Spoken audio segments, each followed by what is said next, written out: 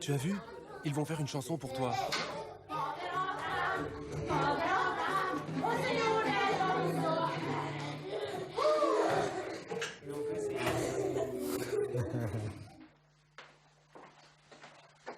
Lors de notre première rencontre, Bilal se sent bien seul. Alors, prier lui redonne un peu de courage. Le professeur syrien a tout quitté, sa situation, sa famille, son pays en guerre. Une seule issue, la fuite.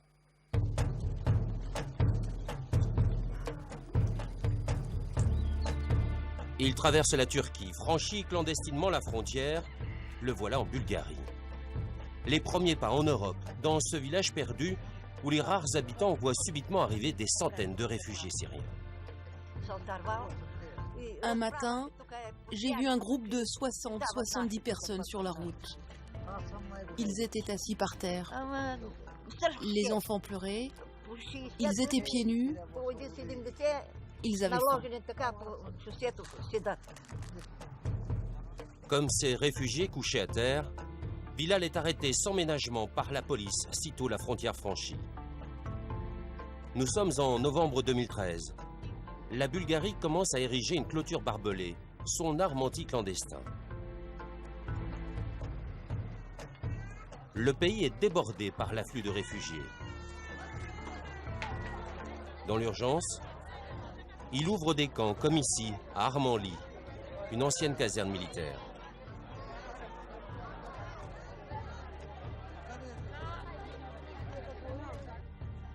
Bilal a réussi à sortir rapidement de ce camp, mais il en garde un mauvais souvenir.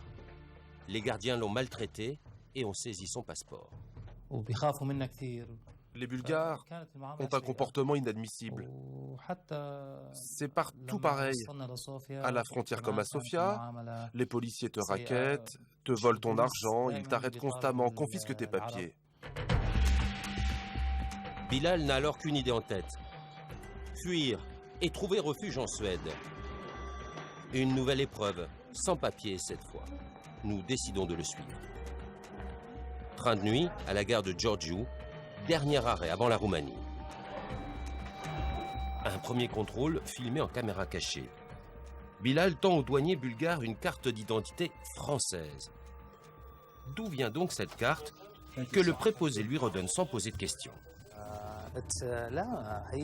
C'est une vraie carte d'identité française. Mais en réalité, c'est moi qui l'utilise, pas son détenteur. La carte est en fait celle d'un cousin vivant en France. Oui, sur cette carte, tout est vrai. Le nom, la photo, la seule chose, c'est que la photo, elle me ressemble pas trop. Ouais, ensemble. La photo. Allô? Allô? Bonsoir. Au second contrôle, le douanier roumain, cette fois, semble tiquer. Il l'examine longuement, la comparant au visage de Bilal, mais il finit par lui rendre la carte sans être vraiment dupe. Syrien passeport, non? Non. Bilal a réussi, il a quitté la Bulgarie. Encouragé par ce succès, il décide de poursuivre sa route. 5 heures du matin, gare de Bucarest. Il part dans 5 minutes. Ah, Just 5 minutes. je peux? Je peux? Maintenant! Un train, en partance pour la Hongrie. Moment de panique, Bilal n'a ni ticket ni monnaie. Nous le quittons avec la promesse de le retrouver en Suède s'il y parvient. Un coup de fil de la Suède. C'est Bilal. Il a été admis dans un camp de réfugiés. Nous le retrouvons, tout sourire. En une semaine, l'ancien professeur a parcouru 2000 km, traversé 7 pays avec la carte d'identité de son cousin. Le stratagème a marché, mais les Suédois vont-ils lui accorder l'asile? Je vais prendre une photo et vos empreintes. Les empreintes. C'est le souci de Bilal, car la police l'a fiché en Bulgarie. Et en vertu des règles européennes, il risque d'y être expulsé si les Suédois s'en aperçoivent. 20 minutes après l'examen, les craintes de Bilal se confirment. Je ne sais pas quoi faire. Ce n'est pas moi qui peux vous dire si vous allez être expulsé. Je ne suis pas qualifiée pour prendre une telle décision.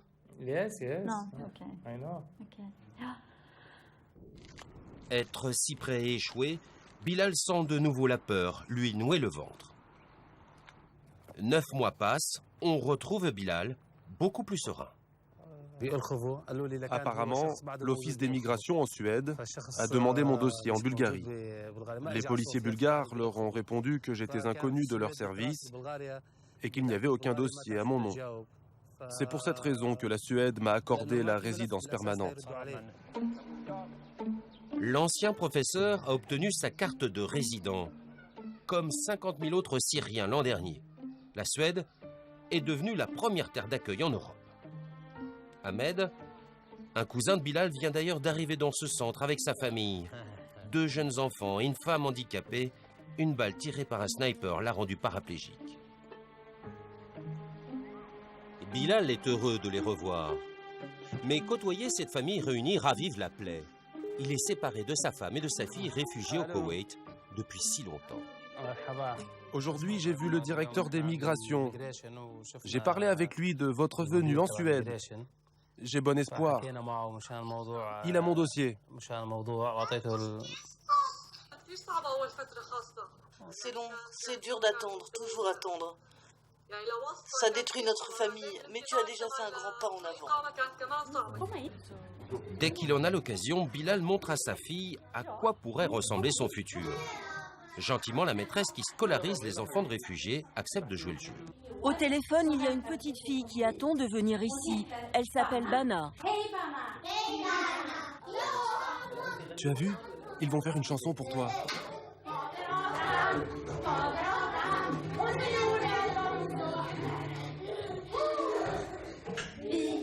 À bientôt. Nous quittons Bilal sur cette note d'espoir. Peu de temps après, Bilal nous appelle. À notre grande surprise, il veut retourner en Bulgarie. Rendez-vous à l'aéroport de Göteborg. Il faut absolument que je récupère mon passeport. La police me l'a confisqué en Bulgarie. J'en ai besoin pour revoir ma femme et ma fille parce qu'avec ma seule carte de résident, je ne peux pas voyager en dehors de l'Europe. Sa femme a obtenu un rendez-vous à l'ambassade de Suède en Jordanie pour accélérer la procédure de regroupement familial et Bilal veut y assister.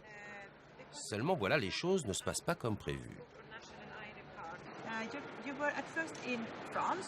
Si vous voulez aller en France, pas de problème, car le pays est dans l'espace Schengen. L'Allemagne aussi, c'est Schengen. Mais la Bulgarie, non, elle n'est pas dans l'espace Schengen. Et donc, pour aller dans ce pays, il vous faut obligatoirement un passeport et une carte d'identité. S'il vous plaît. Je suis désolée, mais je ne peux pas changer les lois des gouvernements. Je suis désolée, je voudrais bien vous aider, mais... Nous laissons Bilal seul, effondré à l'aéroport de Göteborg. Nous embarquons quand même pour la Bulgarie. En le quittant, nous avons promis de nous renseigner sur son passeport.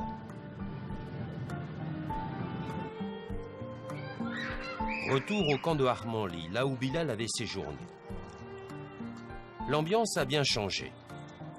Le campement de toile improvisé a disparu. Les réfugiés sont tous logés dans des abris en dur.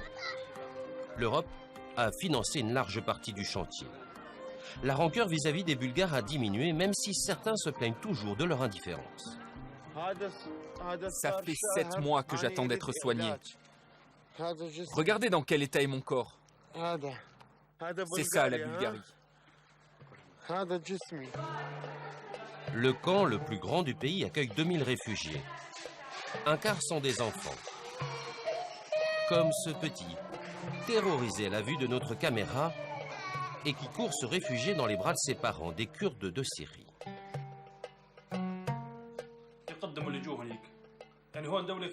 La Bulgarie est tellement pauvre, ça n'attire pas grand monde. Les gens veulent aller ailleurs, en Europe. Mais pour nous, le plus important, c'est de ne plus vivre dans la peur. La frontière, elle aussi, a bien changé. Une clôture flambant neuve, longue de 30 km, épouse les reliefs vallonnés de la région. Elle est surveillée en permanence par des caméras et des radars. Les autorités bulgares en sont tellement satisfaites qu'elles envisagent de la prolonger sur une centaine de kilomètres.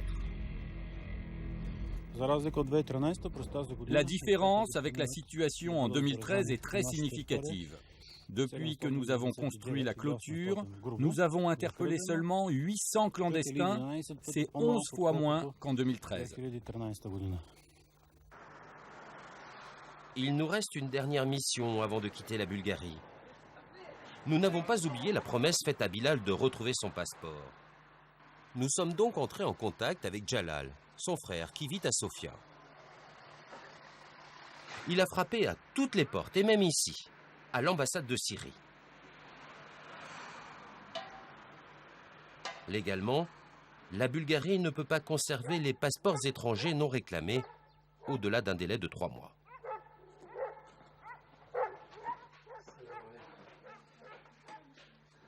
Alors, ça a donné quoi? Je suis allé à l'ambassade de Syrie ce matin. Ils n'ont pas de passeport. Et côté bulgare, aucune trace. Il y a introuvable. Jalal doit maintenant annoncer la mauvaise nouvelle à son frère. Bilal est effondré. Ma femme et ma fille vont finir par venir, c'est probable.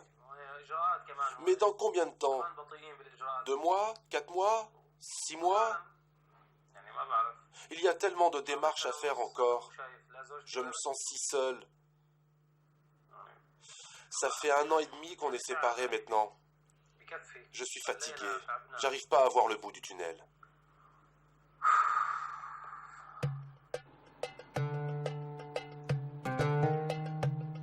C'étaient les temps heureux. Bilal et sa femme Racha dînant en plein air. Les parents du professeur à leur côté, la famille au grand complet, réunis autour d'un gâteau d'anniversaire. C'était à Dera, le berceau de la révolution syrienne. C'était en 2009.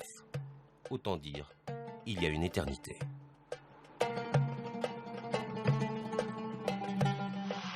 Il y a 2 sortes de clandestins en Europe. Ceux qui arrivent d'un pays où l'état de droit domine, mais qui ne possèdent pas le visa nécessaire, ceux-là, en général, sont renvoyés. Et puis, il y a ceux qui fuient leur pays en guerre. Ceux-là peuvent prétendre au droit à l'asile. En ce moment, ils arrivent principalement de Syrie, d'Afghanistan et d'Érythrée. Les derniers chiffres connus datent de 2013. Ils montrent une explosion des demandes d'asile, près d'1,5 million, présentées majoritairement à la Suède et surtout à l'Allemagne. Nous partons en Bavière, des milliers de migrants illégaux arrivent par l'Autriche, ils savent qu'il y a du travail. How long are you going to stay in Germany? How many days? 1, 2, 3, 10? How much money do you bring in cash to Germany? Hello? How long do you stay in Germany? Do you have a hotel reservation?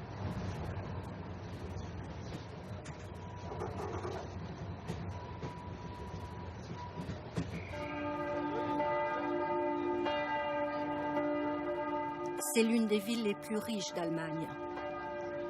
La vitrine du dynamisme et de la prospérité bavaroise. Et aujourd'hui, cette image de Munich attire comme un aimant.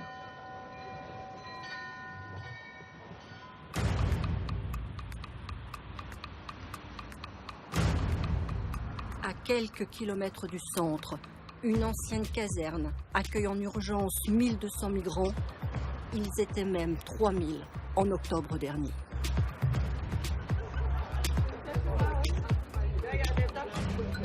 Interdiction de filmer à l'intérieur. Nous sommes cantonnés dans la cour où des associations tentent de prodiguer un peu de chaleur et quelques conseils pratiques. You must change. Yeah, it is in this town.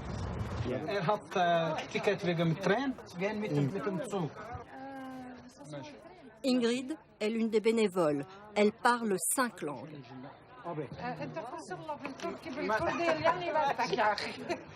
C'est un Syrien qui parle le turc. Alors, moi je parle arabe avec le Syrien parle turc avec le turc.